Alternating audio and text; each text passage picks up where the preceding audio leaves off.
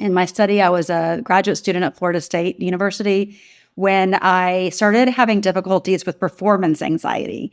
So Oh, that's okay. actually how I started getting interested in wellness, because I was experiencing, for really the very first time in my life, the feeling that what I was able to accomplish on stage was not what I was in fact able to do in the practice room.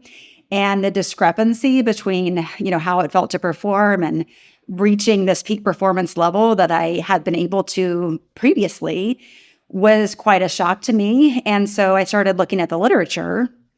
And what I found was that there's this connection, right, between when we're having anxiety and stress into our physical response as well. So a lot of people, when they're experiencing these types of symptoms of worry and anxiety, that will manifest itself into injuries as well, into physical conditions, partly because, okay, so if you're really anxious and you're worried about performance, you're going to be probably over practicing, for one thing, to see if you can prepare just as much as possible.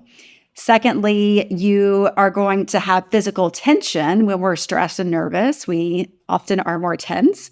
So bringing tension into over practice often can lead to injury and repetitive stress. I think for me, though, I kind of use the growth mindset a little bit to my disadvantage in a sense of like I kept trying to influence my own progress and thinking, okay, it's just about mindset. I just got to push through. But then I was pushing through the wrong things, right? Right. Uh-huh. And that goes into identity. That goes into all these things that we've been talking about. Do you find that oh, go ahead, please. Yeah, I was just going to say, I thought that was a really good story that you told about your therapist and the person who was able to manage all these tasks despite having a family. And I was just thinking about how a lot of that is just building habits that are sustainable. Because I think for so many who really overwork and overdo every single thing that they take on, it becomes something that's not sustainable long term. And that's when you see, in addition to potentially physical injuries, you also see things like burnout. Yeah. And so learning to do things like manage your time wisely, take breaks in your practice, study things like interleaving practice, which are great ways to make the brain work really hard and actually improve at the skill while also caring for the body at the same time. All of those are sustainable habits that are going to keep you going long term, even if you don't see the immediate benefit of this really, difficult work on the front end. What was that term you used? Interleaving? Interleaving practice. Interleaving. Please go into that, because I've never heard of that. Sure. Yeah, it's a big hot topic right now in brain research. So there's a great book that just came out by Molly Gebrian. And I think it's called The Musician's Mind. I'd have to look to make sure that I'm getting that title right. But it's basically all about how the brain works best when we are constantly challenging it with new information. So instead of sort of the typical practice session where we're repeating something over and over again for a long period of time, that's a very satisfying way to practice. We like it because we feel like we have all this time to work out and refine the difficult material. Then when we go into a new and novel situation, like in a lesson or in a performance where unexpected things can happen, our brain doesn't have the flexibility to be able to respond quickly to changes. So instead, she advocates things like practicing different difficult sections and giving yourself a time limit, like 5 minutes on a difficult section, and then switch to something different and kind of constantly keep switching. And instead of doing this kind of the same material and over again, which we also know can be really mindless practice too. Yeah. And not necessarily very effective. No.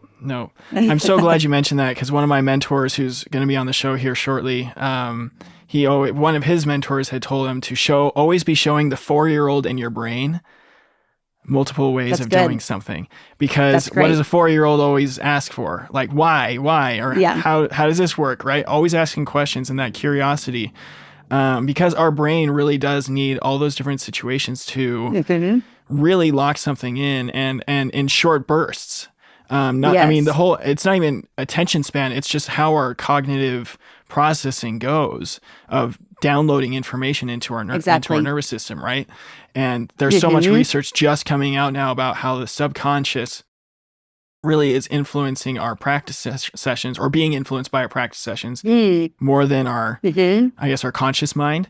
So like taking a 10-second break is going to be more effective than doing it 10 times over, or repeating the passage 10 times over. Exactly. It sort of goes, it seems the opposite of what we naturally want to do often. Yeah, but, exactly. If we can make ourselves do it, it really is effective. Totally. Yeah. And sleep too. I mean, she also talks a little bit about the importance of sleep and how that allows the brain to process all this new information. And that also, rest like, is really... Like eating before you practice. Yeah.